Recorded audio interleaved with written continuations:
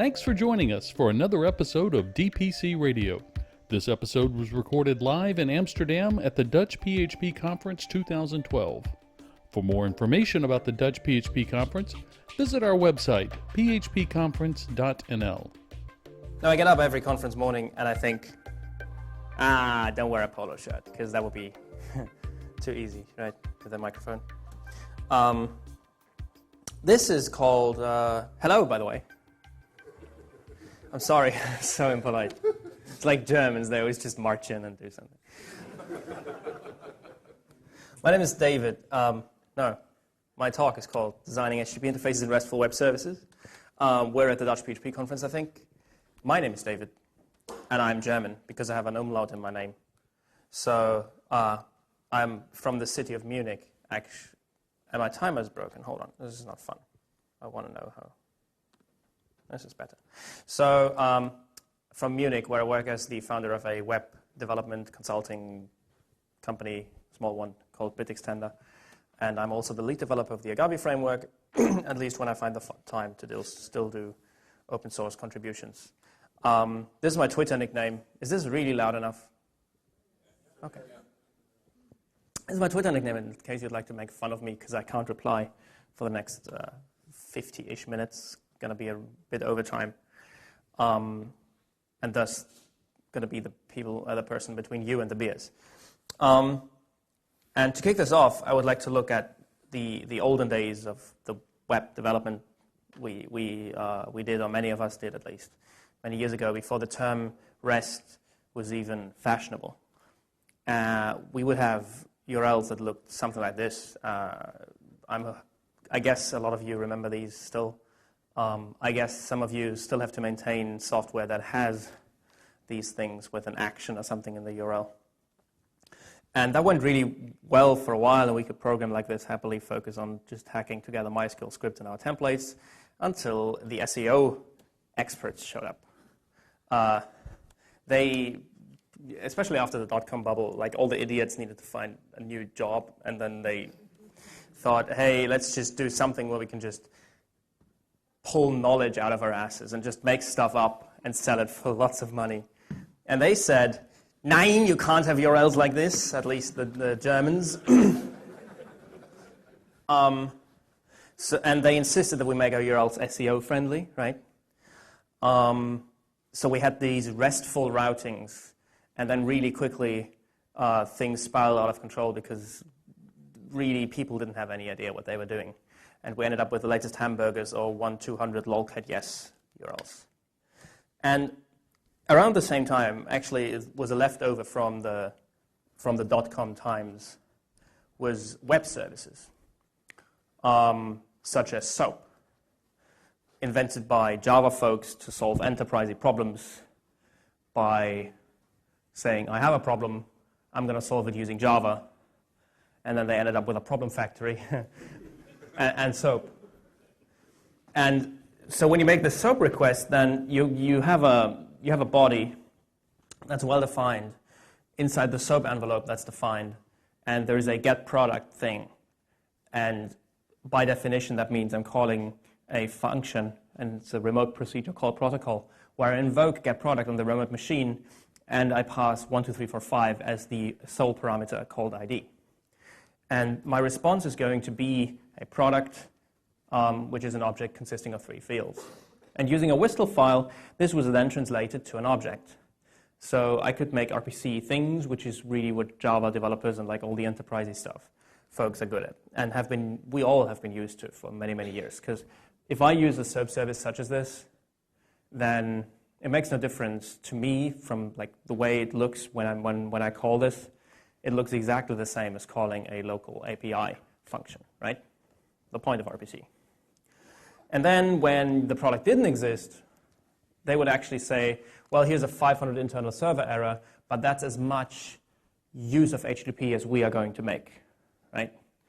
So they did not, for instance, in this case, send a 404, because SOAP is a transport agnostic protocol. It's merely tunneled through an HTTP post request.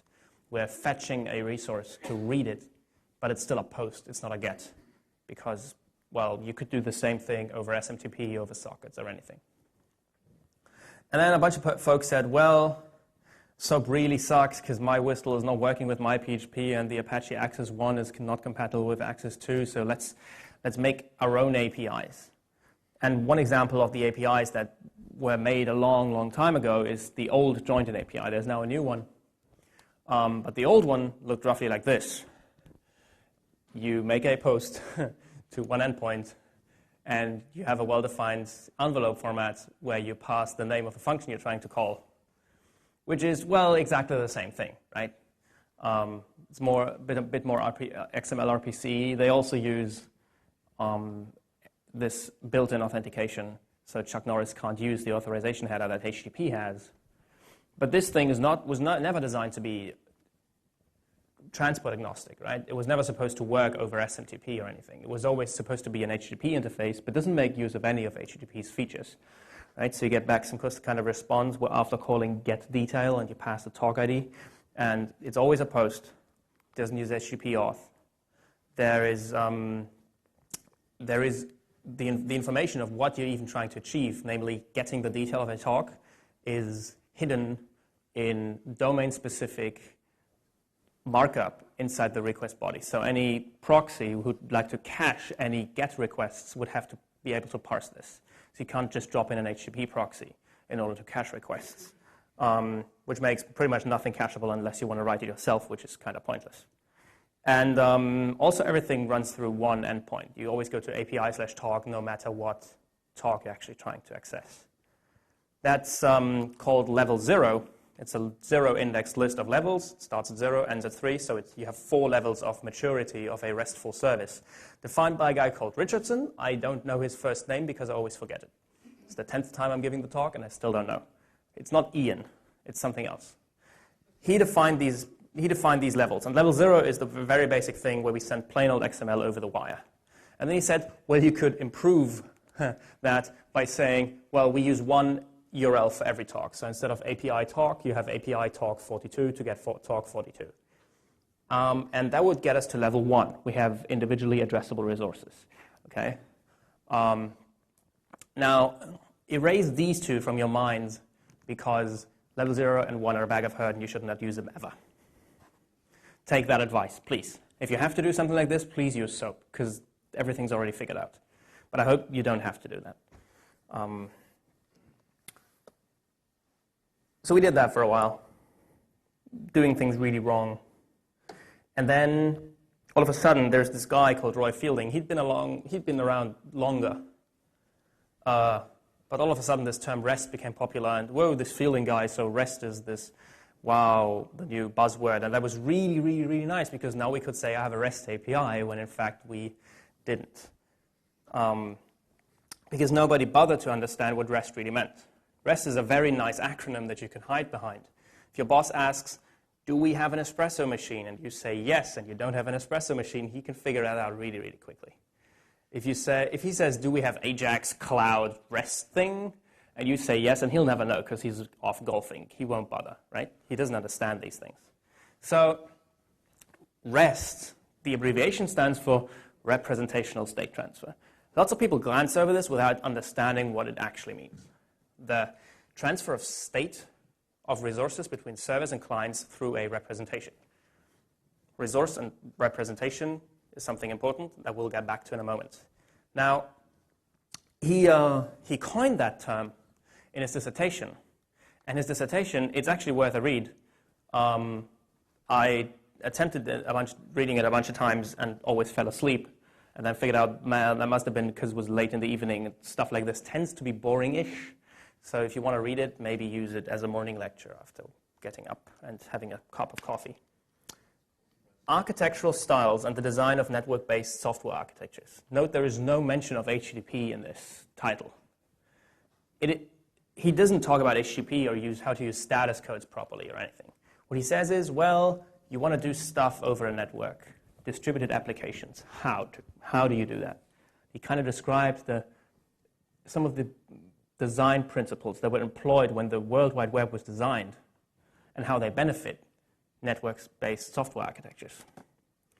He defines a bunch of constraints in this dissertation. Your architecture should be client-server, which to us is kind of obvious, right? You have a server and a client, right? Your requests and responses should be stateless. So if I make a request and then I make a second request, then there is no implicit protocol level method for the server to figure out that this is the second request after the first request I sent. We as developers hack around this limitation by sending a cookie along to maintain a session state. And we only do that either because we want to track people or because we can't use HTTP authentication because that doesn't have a logout button 20 years after the web was invented. I don't know why. Any of these requests or responses should, if the server says it's okay, be cacheable. And they can be cacheable because any such system is a layered system, meaning that you have an arbitrary amount of intermediaries between server and client that are completely transparent to these endpoints.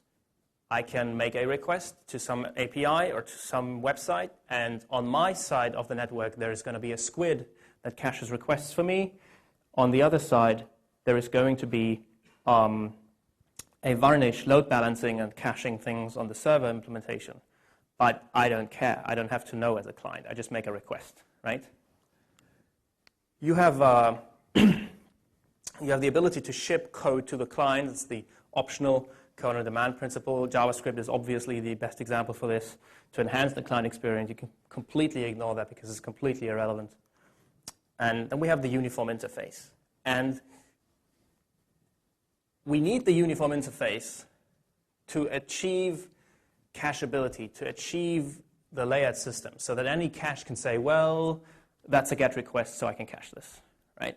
That is part of the uniform interface, and that's important. The uniform interface says you have a URL to identify a resource, okay?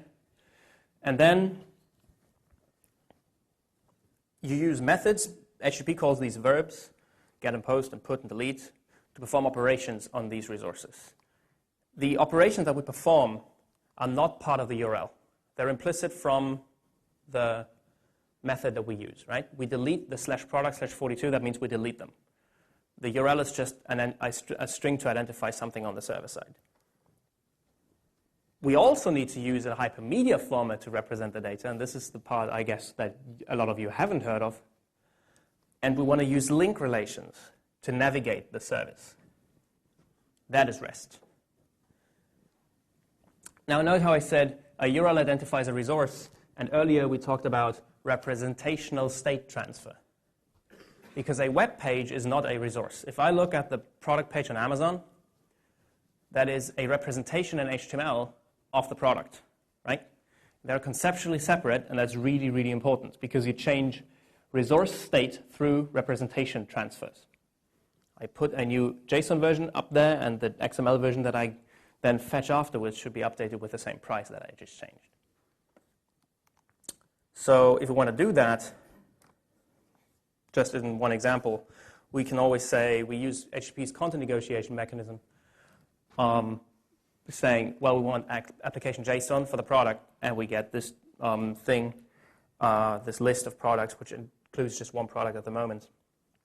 Or we could say we accept application XML, and boom, we get XML. Now, application JSON means it's an object structure or arrays encoded with like certain rules, Unicode strings, double quotes. Here is how you escape it. Here is a bunch of curly and square brackets. Application XML means it's angle bracket tag soup that forms self-delimited markup. These are not hypermedia formats because other than saying curly braces or angle brackets, it only talks about the serialization. Application XML does not tell you how to interpret this response. It doesn't tell you what product means, what ID means, what name means, how to read the price information. What currency is that in, like, etc. Right? We'll talk about the hypermedia aspect of this in a moment. We can also fetch an HTML version, which happens to be a hypermedia format, although a special one because it's not designed to semantically mark up information for machine consumption, but for browser consumption, which then takes that information, it knows what a link kind of is in the list, to render it for human consumption, right? So we humans see a nice bullet point list, and we get this list of products in HTML. Conveniently, we included a link. So I, as a human, can click that link, and it takes me to that product. And that's going to be important later on. But before we get to this, we need to design an HTTP interface. Not REST, just HTTP. You would say, well, that's really easy, right? So let's start with defining the resources. But a surprising amount of people guess this wrong. I like picking on URLs, even though it's irrelevant, as I'll point out in a moment. I like picking on badly designed URL hierarchies and structures because it reflects a lack of understanding, maybe even on the implementer side, of what entities are in the system and how are they related, right? Very often you'll have product for the list of products. It's like someone saying, I want to organize all my holiday photos in a folder called photo. It's not really makes any sense. So plural for collections. Then they let you filter by categories, I think, or cats, I don't know, in descending order. And you can look at an individual product and then at photos, 1, 2, 3, 4 products, I don't know. So this is weird. And then you can make a new something. And this could be, so which one is the product and which one is the photo ID? It's not uncommon to see something like this. So if you instead use, well, plural for collections, really it's just a matter of taste. So it has no technical implications, okay? A list of products, and then we use the query string to filter this list of products, because that's what it's for. I know that some stupid Rails frameworks, no, wait, I wanted to say Ruby. Damn it. Some stupid Ruby frameworks invented this /foo, /bar, /baz.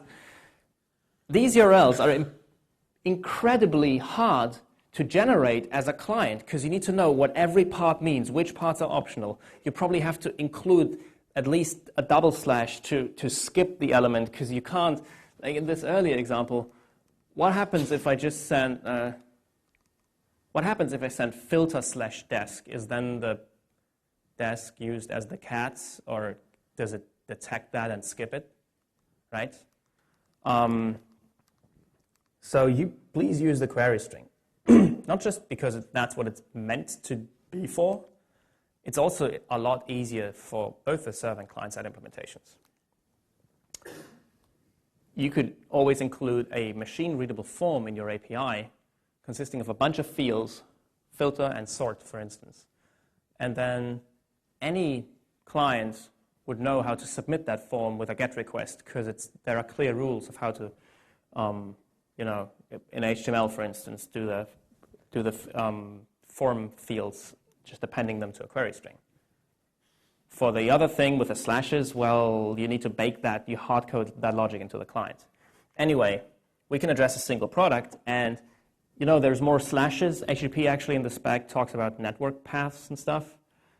It has a subordinate resource being a list of products, photos for that product, right? And that, again, you can append a query string and sort it, or address an individual photo.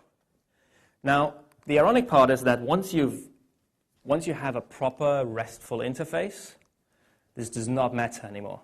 Your URLs can look like the bad ones. Your URLs could be, every single URL could be under slash and just be a SHA-1 of the microtime or something like this. It doesn't matter.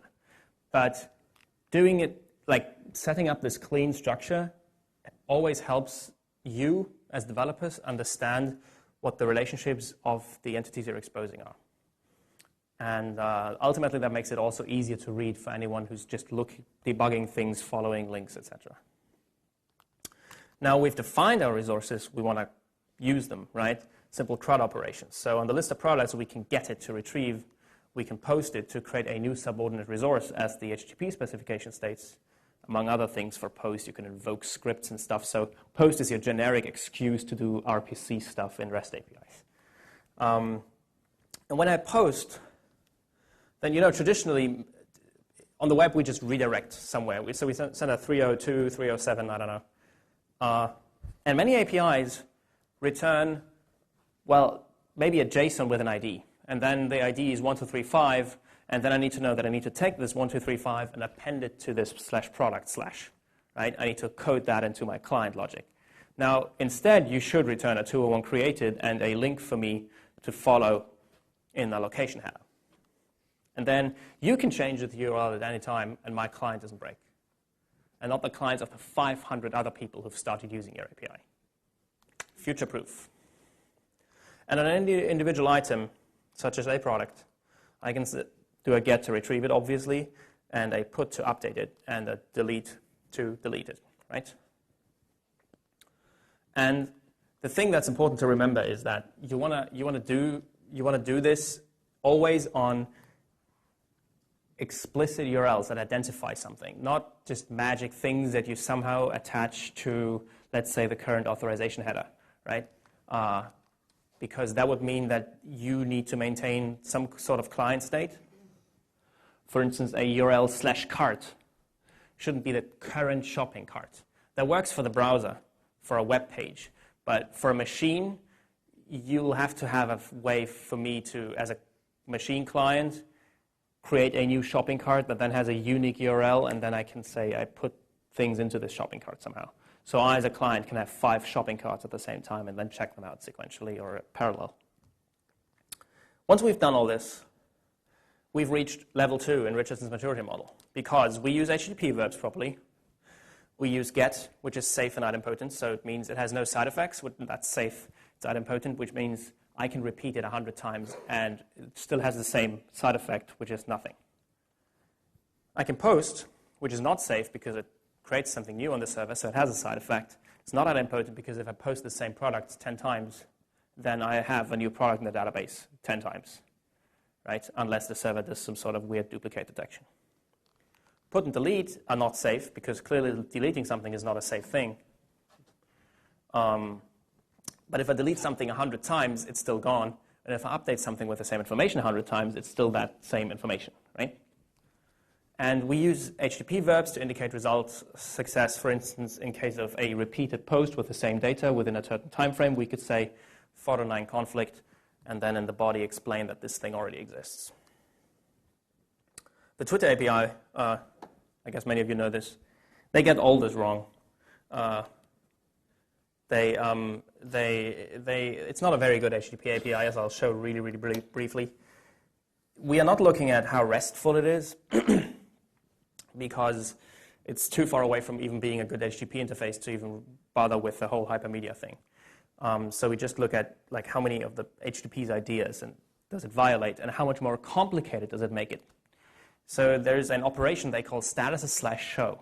So I did not make that up. And you can go to statuses show 12345.json. And so they include show in there for no reason, because get already means show me something, right?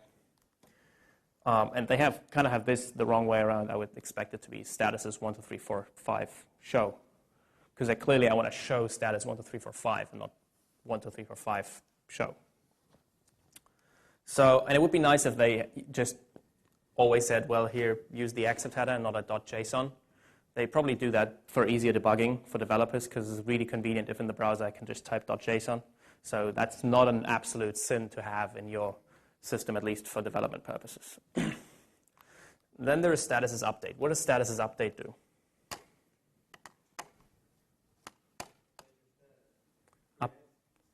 Create a new one? Then why is it called update? You're right, but it's, well, roughly every second time or so I give a presentation about this, I'll ask the next follow-up question, and then someone's going to say, well, it's updating a status. And I said, well, you were already caught out by this, right? Because it's bad terminology, so which they also have in here. But there's a much, much, much bigger problem. What's the problem with this URL if I want to create a new status?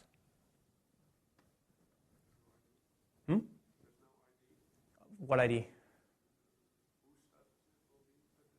So there's no username. Yes, there is no username because it uses the authenticated user implicitly, which means that if Twitter ever, and I think they have a working implementation of this already, it's just not being released. I don't know why. I've seen this many years ago on Twitter's own accounts.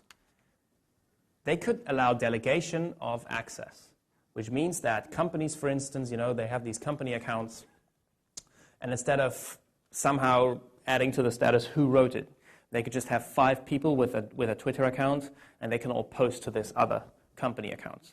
That's perfect, and they could charge money for that. But if they want to do that, they need to roll a new API endpoint, because they violated this very basic principle that such a thing, it should completely identify something, and it should be stateless. For a web browser, this is fine if this is my web interface, but my machine interface, not so good. So in this case, Jan Lehnardt, you might know him, he trusts me, I think. He would maybe give me access to his Twitter account, and I could do funny things. But yeah, so I could do that with my authentication headers. And then they could check, well, David's not, he doesn't have access, so we deny the thing. You can delete something by posting, which is cool. And it again has a destroy in it, and you can post and delete. Then they have retweets, which are not retweets of 1, 2, 3, 4, 5, but 1, 2, 3, 4, 5 of retweets. So this is really just cosmetic gripe I have with this. But the biggest problem really is this update thing that doesn't include the username. And then if you want to make an individual retweet, it doesn't use this retweets collection that they already have, but instead they have a new endpoint, and they allow put and post for it, which semantically is really wrong, because this would update that resource if I put to it instead of creating a new resource. So that again violates one of HTTP's specification things. So, and if we summarize this, then, you've seen some of this and how confusing the URLs are, and it could be a lot easier, right? You just have a list of statuses that you can get to fetch statuses, maybe a timeline, I don't know, something like this. An individual status is addressed by one URL, and you can delete it or put to update it if they ever want to allow, saying, well, within 10 seconds you can change a tweet rather than having to delete it. And a list of retweets that you post to create a new one. That would be fun and easy, but they made it hard. And so that gets us to the whole, well, let's assume we don't make these mistakes, okay? So we want to write a proper HTTP interface. And we want restfulness. The question for restfulness is, well, what do we want other than nice status codes? Because as you've seen earlier, what we've looked at with the photos, etc., we're at Richardson maturity level 2. Things are cacheable. We use a get if we're fetching information. We use a put to update information. So at this point, we can just drop in a varnish, any proxy, and it'll just magically work, right? But there is a reason why the web is so big. The World Wide Web is the biggest application of the internet. And it's the first data exchange system that spans the whole planet in such a way that you can, at any point, go back and retrieve information again. Email also works for exchanging information. It just has a lot of overhead, and it serves a different purpose. If I send everyone in this room an email, you'll hopefully get it. It gets copied to every single one of you. You can't go back and fetch it later if you delete it. And someone who's not in this room has to approach one of you and say, well, here's my email address. Can you forward me the thing David sent you? But the web is different. The web doesn't have that problem. And it grew so large. It was initially designed by the guys at CERN, right, to be this thing where they would have, they were egghead scientists. They had this system, and here's a bunch of papers and the sources, and we can link to things. So how did it grow so big to the whole planet, and they didn't have to fix anything? Well, the reason is that they used these hyperlinks, right? Because hyperlinks have a very interesting property. They have no tight coupling. They could have added tight coupling because maybe they are really obsessed with these referential integrities, right? They link from there one paper to another. So maybe the other paper has to link back at that point, say referenced by, and they want referential integrity. And if one of these links get deleted, the inverse needs to get deleted. But they don't have that. They said, okay, let's make it loosely coupled by design. So there is no notification infrastructure telling someone that you're linked to them. You can see it maybe in your web server logs from the referrers, but that's it. I don't have to call Google and ask them to put a put the link back to my site if I want to link to google.com, because that would be completely ridiculous, right? They intentionally didn't make that choice. There is also no way for me to know if when I link to a website that tomorrow that website's gone because the server exploded,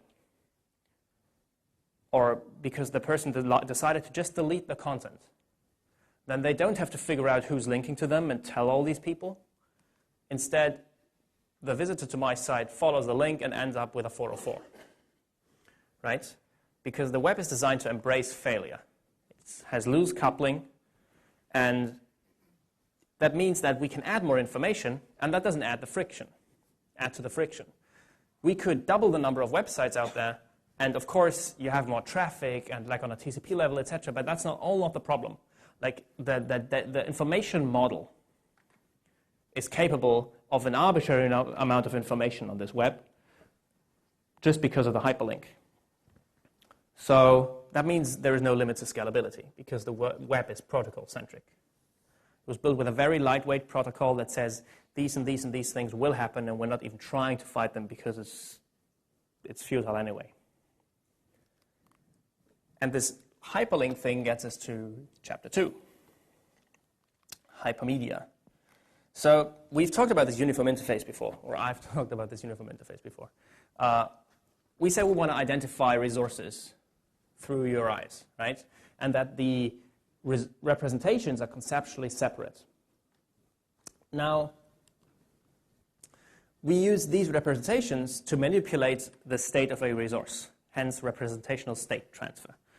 And we now use self-descriptive messages. So as you've seen, like the product we've received from a service, for instance, has all the information in it, and I can use that full thing to just send it back with maybe an updated name. But to have proper REST, we need one more element, and that's Hypermedia as the engine of application state. It's this awful acronym called HATEOAS. And that's the thing we've been missing so far, because the question is, if we have such a web service, right, any kind of web service thing, then how does a client even know how to interpret these representations? How does it know when it has a list of search results? How does it know how to get to the next page in the list of search results? Like, how does it make a new review for a product, right? Where's the contract for this service? Now, some of you might say, well, there's these WSDL files, right, for SOAP, and we could use these for REST interfaces as well. But they don't provide such a contract.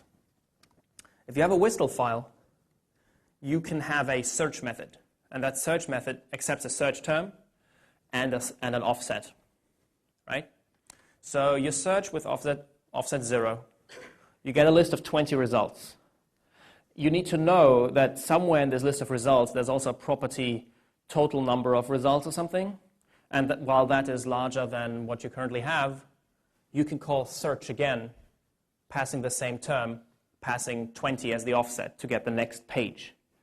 That is, you need out-of-band knowledge for this. This needs to be documented somewhere. All the WSDL tells you is that there is a search method and accepts a string and an integer as arguments. It doesn't tell you anything about how to find the next page, right? So that's just how to serialize. It's an instruction for machines more than humans. The idea is that if we use Hypermedia as the engine of application state, we use links exclusively for these purposes, right? And in order to understand what a link means, we use so-called link relations.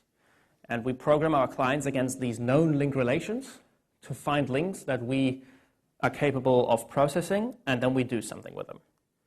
And one immediate benefit of this is that we can change the URLs behind these links because they're not hard-coded. Remember, I don't want to append the product IDs to /product after I've done a post. So server implementers can change the URLs and nothing breaks. That makes the whole workflow changeable, and through versioning the media type itself, introducing new elements, maybe the way you say, well, that's a backwards compatibility break, you can even handle these compatibility breaks. Because usually you don't even have to version these APIs. Let's say a product that you've seen earlier had an ID, a name, and a price, right? You could add a description element. without having to have a new API version, because it's just additional information. Existing clients can ignore that. It's not a problem. I mean, you need to make it clear that they shouldn't, I don't know, serialize the stuff to a database and then only get the known fields back and send it back to update. They need to gracefully handle unknown fields. But that should be a basic programming paradigm. Be liberal in what you accept, strict in what you produce. And ultimately, you can end up with clients that do not break whenever you update slight details of your server implementation. For that, we need a hypermedia format. XHTML and ATOM are two that you might have heard of or seen. I hope you have seen HTML or XHTML. But we could also make our own, right? So we fetch an individual product now, but we say we accept vendor.com.acme.shop plus XML. The plus XML denotes that the format is based on the application/XML serialization. And for this media type, we can now produce documentation, human-readable documentation, maybe even an XML schema, because it's XML in this case, explaining what the possible elements are and what they mean in my problem domain.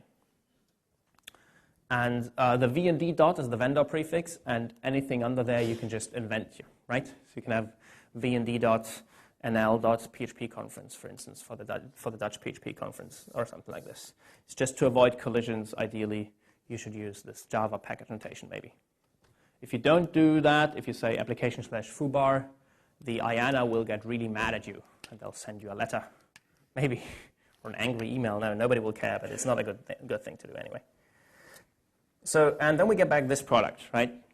And here I actually use the atom definition for links.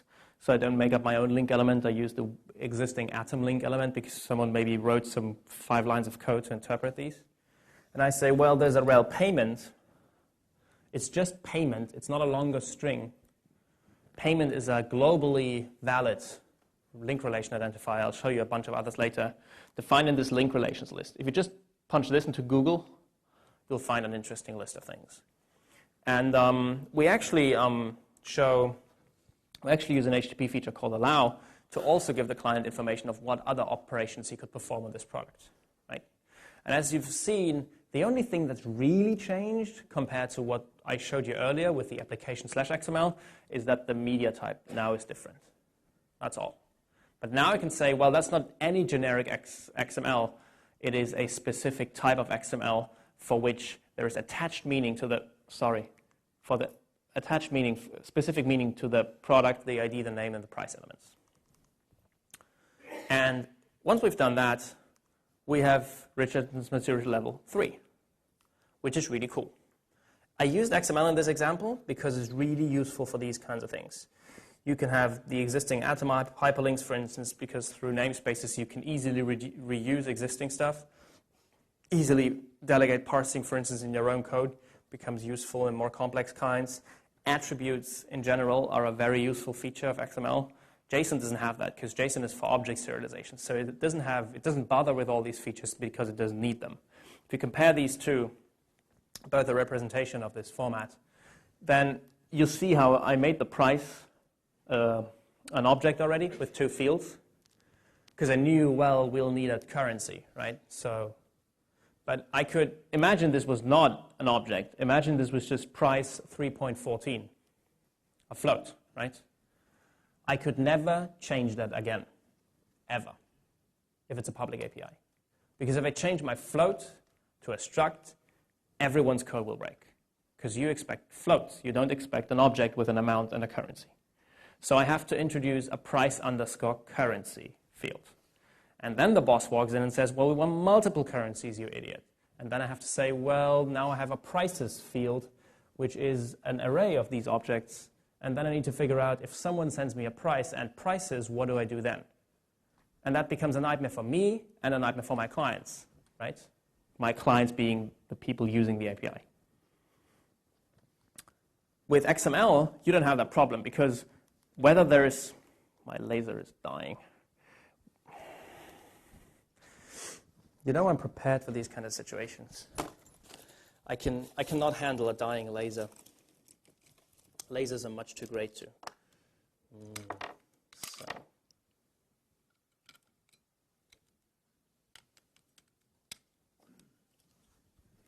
Yeah.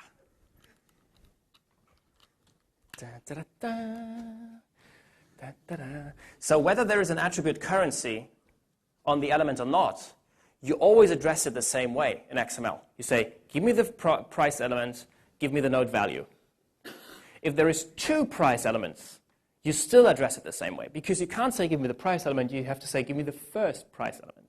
So I can add more prices, and your stuff doesn't break, right? And that gets us to evolvability, because in JSON, I can't do a bunch of things like this. First of all, I can do mixed content in XML, right? JSON can't do that. So if your stuff is like paragraphs with style information, and this bit of text should be bold because you have mixed content, like me expressing my love for bacon, then that's not possible. But that's an edge case that we usually don't have. But if you want to say, well, I want to duplicate the price element and like have a second one, and this is currency euro, because my default was US dollars. And I ship this to my client, to the clients that already exist, so I just update my implementation. They're just used to seeing a price element without any currency attribute. And they have to program their clients in such a way that they fetch the first price element. So I now add a second one.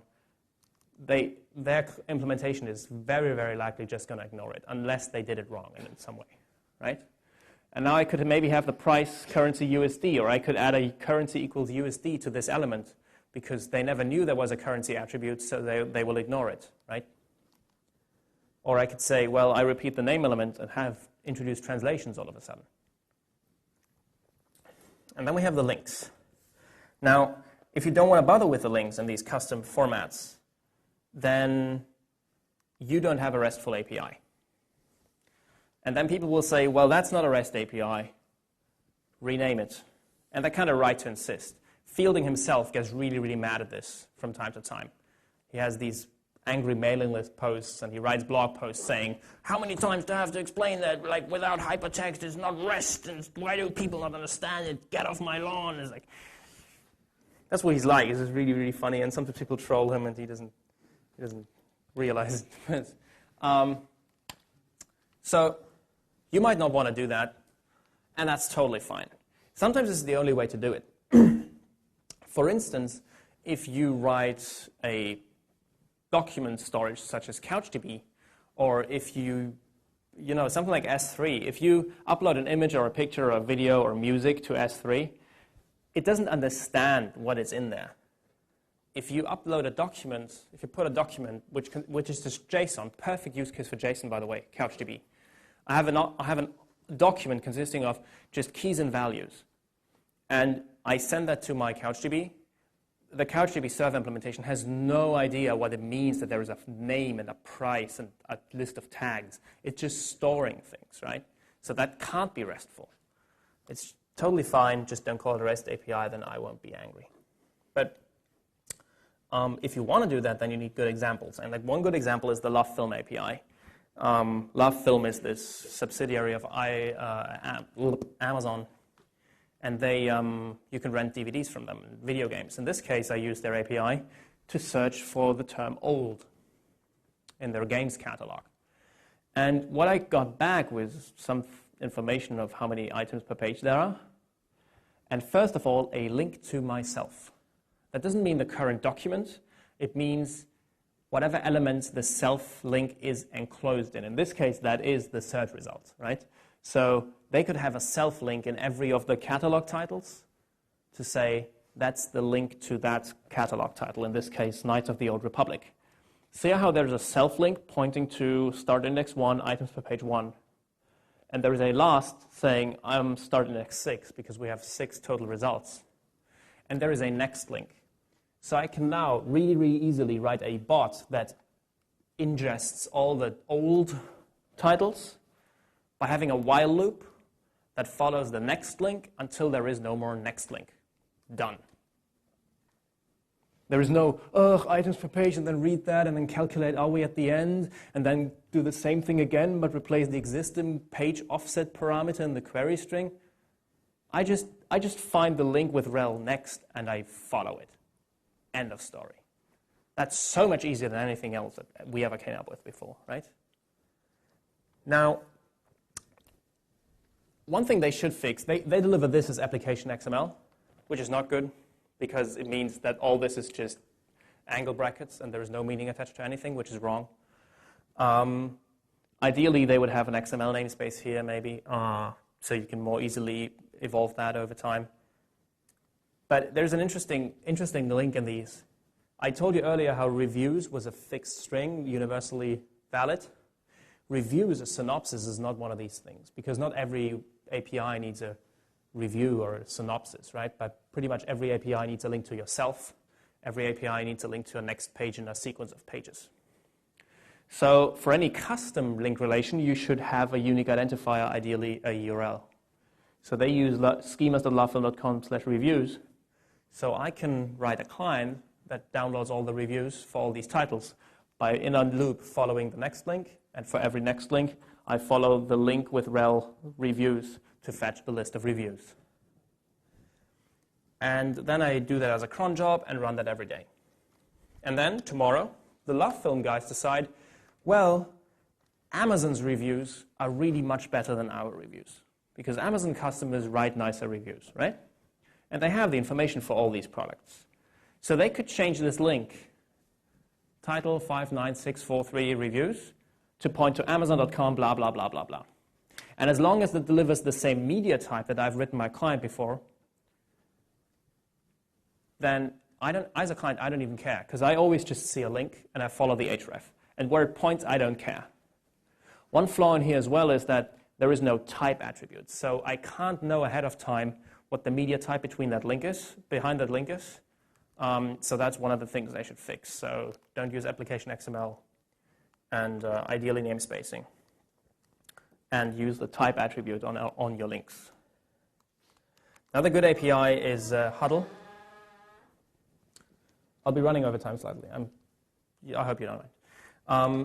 Huddle is a really good example, because you just Google for Huddle API and you'll find their API documentation. And that API documentation consists of, this is what our documents look like, this is the list of link relations we use, and this is the entry point to the service. There is a slash and that's it.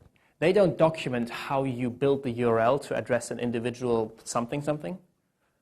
You figure that out from the documentation, and you just do that by following links, and that's how it should be done. Because then nobody will hard code the /foo/17/bar, and 17 is the ID that you get from somewhere else, right? So it looks roughly like this. They use these version history and alternate, etc. That's their own inventions. They shouldn't put them in this global namespace. They should say http://. And also, no matter what you fetch from them, you always get a document element. And that is problematic, because maybe your client code stores this somewhere in a queue for later processing. And then the code that picks up this work job from the queue just sees a document, and it doesn't know what the document is or what it means and where to find it, because there is no link, there's no element name or namespace or anything on that element saying, well, this describes a document called the IPS report. In this case, it's actually a document, but it's always a document. You get the idea, right? And they throw everything into this one namespace, no matter what you're fetching, if it's an actor or a document, which is also problematic once you want to delegate parsing of parts of the documents to inside your code. You always need to log the information along that this is an actor, even though it's in the global namespace thing. But that's just implementational details that you'll figure out and you can fix yourself. Now,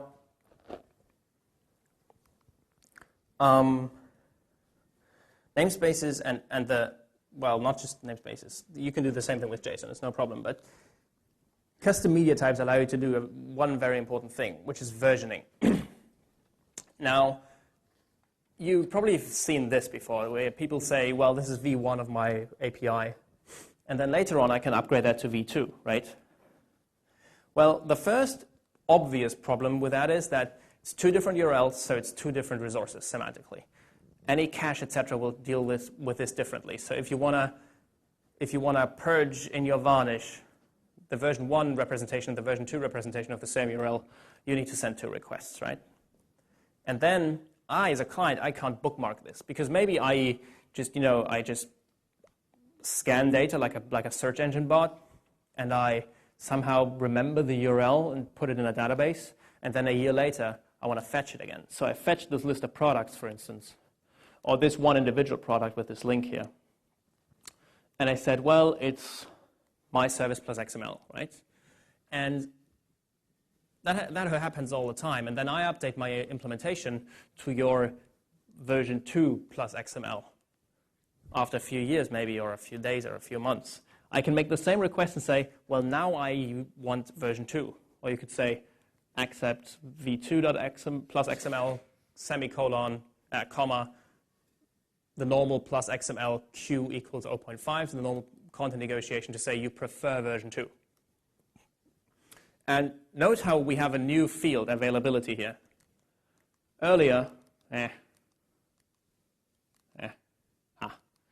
So we didn't have an availability here. So imagine that I, as a client, I sell the things I find through your API. I just sell them to people because you show them as something that I can sell. So I can fetch this product, and when I follow this link, I get this product, and so I sell it. If I get a 404, I don't sell it, right? What you can then, as a server implementer, you cannot simply start changing this 404 to a 200 OK and introduce this availability field. Because my client was never written to understand this field. You introduce this afterwards, and that changes the semantic of your interface. So this is one case where you need a new version of the API. So if I explicitly then say I understand version 2 of your media type, then you can, instead of sending me a 404 if the product is unavailable, you can send me the product with the availability false field, because that was documented in the version 2 of the media type. So that's a case you break something so massively that you must version. If you want to just add a description field to this product, you can just do that, because I don't care. Right? I can ignore a description field. I cannot ignore an availability false field. And if you don't do it that way, if you do it through the URL, I could never upgrade this, from the existing URLs by saying, okay, request it again with a newer version. Also, and that's another in practice it's not so important, unfortunately. It would be nice if it was more important to many of us. It's a problem for interoperability. Let's say PHPBB came with an API, okay? Not sure, I don't think Niels Aderman is in the room, but he runs the PHPBB project. So let's say he comes up with a really kick-ass API for accessing forum threads and postings and searching, etc. And now every installation of PHPBB is going to have URLs, right? But if I want to write a client that you can use, like an iOS app to read forums, well, then I have to regex things, because there's sharksforums.org and PHPBB is installed under /community. So I have to look for /v1/API or something like this. And then on the other Sharks forum, where it's on a subdomain, I have to regex as a client to know that's version 1 of an API. It's really not good, right? Also, what if someone else then wants to pick up that API? Because that's the even more interesting case. What if the vBulletin people say that PHPBB API is so great that we will implement it as well? Then they have to have /v1 in their URLs as well, which goes against this whole point of hyperlinks that you can just follow them. All of a sudden, you need to have a certain structure, and servers and clients need to parse them. That would be fail, right? That would kill interoperability.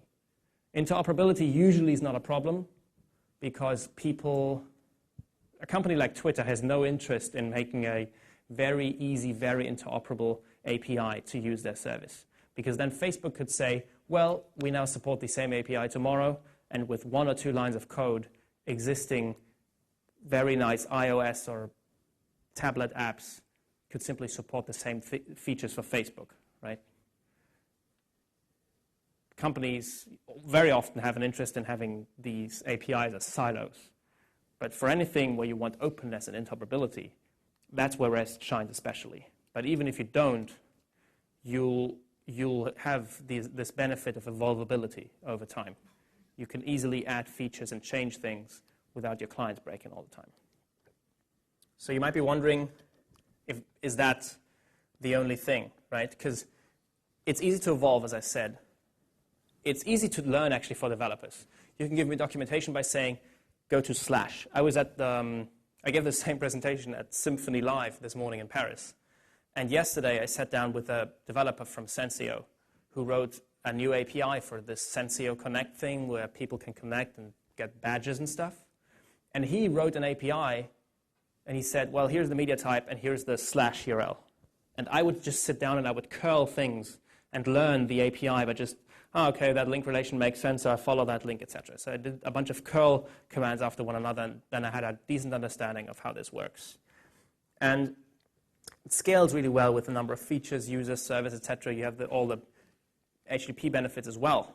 And that, for many, might be the more important thing. If you just do Richardson's material level 2 properly, then you get transport layer security. You can do conditional requests where you say with an E tag and an if match, I update the product only if I have the most recent version. You can do caching, the whole load balancing thing. That's all HTTP features. This is REST and Hypermedia. This is HTTP. So you might say, isn't there, if I get all the nice bang for the buck that I quickly want with just HTTP by ignoring Hypermedia, is there not anything in REST that gives me immediate benefits?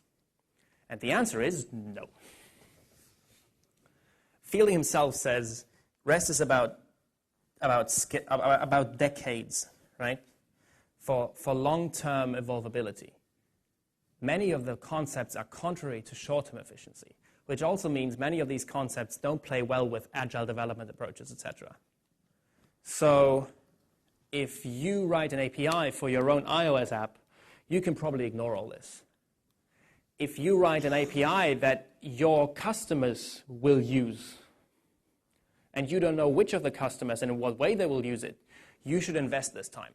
Because once you've released one broken thing, it'll be hell on earth. You'll maintain this for years and years and years, and you can never easily fix things if you do it the Twitter way, for instance. They've, a few weeks ago, finally deprecated new things and removed a few URLs from their system, etc. All of this would have been unnecessary had they invested a few weeks of designing it properly up front. Not even weeks, maybe days just. And he also says, well, independent evolvability over time, etc., this is long-term things, and most people don't care about this. They'll maybe even have a new job, right? So keep that in mind. It's mostly a nice-to-have thing, but it can quickly, as in case of Twitter, for instance. I really think for them, maintaining their API is now a big problem for them. It can become kind of business critical.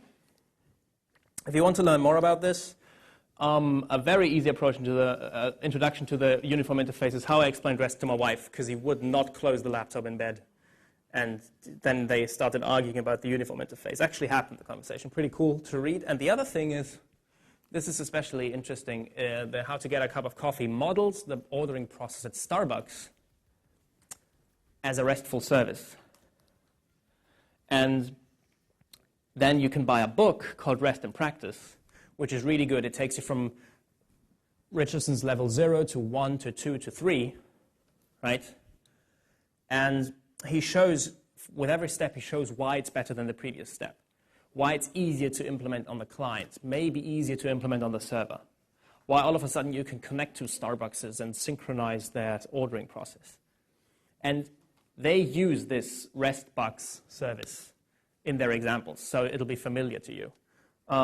These two books are okay-ish. The cookbook, for instance, says version through the URL. Don't listen to that, it's wrong. But yeah, so these are decent. But if you want to buy one book, make it this one. This is really, really, really good. I will not get any money for that, and I didn't write it, so just trust me. This would be the end. You can ask any questions if you want, but I'm already 15 minutes over time. You can, however, if you want, go to Joined In and rate this presentation. This is going to be the QR code. If you photograph that right now, it takes you to the page, and in a few minutes I'll upload the slides to that Joined In page so you can download this as a PDF. Thank you.